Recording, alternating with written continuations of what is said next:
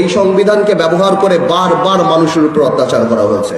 সুতরাং এই সংবিধান যেই সংবিধান মানুষের কথা বলে না, সংবিধান যেই সংবিধানে মানুষের ইচ্ছার প্রতিফলন হয় না, মানুষের ভবিষ্যৎ দেয় না, মানুষের প্রোটেকশন দেয় না, সেই সংবিধানকে মানুষ ছুঁড়ে ফেলে দেবে।